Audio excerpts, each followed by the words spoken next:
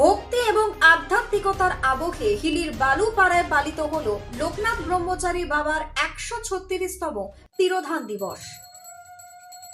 শিব কল্পতরু ত্রিকালদর্শী মহাযোগী শ্রী শ্রী লোকনাথ ব্রহ্মচারী বাবার ১৬৩তম তিরোধান দিবস উপলক্ষে বুধবার হিলির বালুপাড়া লোকনাথ মন্দিরে ভক্তিমূলক নানান অনুষ্ঠানের আয়োজন করা হয়। সকাল থেকে এদিন মন্দির প্রাঙ্গণে ভক্তদের ভিড় লক্ষ্য করা যায়। ১৯শে জ্যৈষ্ঠ উপলক্ষে দিনভর গীতা পাঠ, চণ্ডী পাঠ, বিশেষ পুজো অর্চনা, ভোগ রাগ নিবেদনের মাধ্যমে বাবার প্রতি শ্রদ্ধা জ্ঞাপন করা হয়। পুজো শেষে উপস্থিত ভক্তদের মধ্যে মহাপ্রসাদও বিতরণ করা হয়।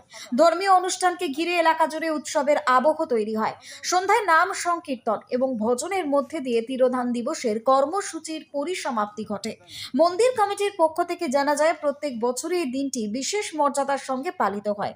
এবছরও বিপুল সংখ্যক ভক্তের উপস্থিতি অনুষ্ঠানকে সাফল্যমণ্ডিত করে।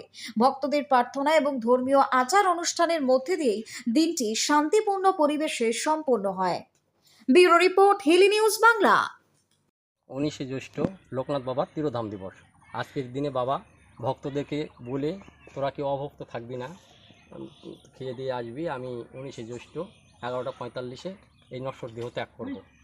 বাবা ধ্যানগত অবস্থায় ভক্তদের সঙ্গে ছিলেন এবং ভক্তরা যখন তাকে ১১টা ৪৫ পরে স্মরণ তাকে ডাকতে যায়, বাবা তাদের কোলে ঢলে পড়ে। বাবা লোকনাথ ব্রহ্মচারী অপার কৃপা, রণে বনে জলে জঙ্গলে যেখানে বিপদে পড়িবে সেই বিপদ থেকে আমাদের রক্ষা করে, উনি রক্ষাকর্তা।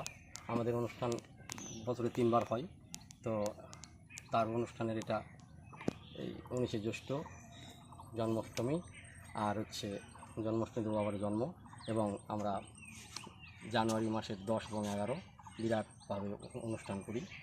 এই অনুষ্ঠানকে সাফল্যমণ্ডিত করার জন্য সকল ভক্তবৃন্দ এবং সহযোগিতায় আমার লোকনাথ বাবার সেবা সমিতি প্রত্যেকটা কর্মীবৃন্দ।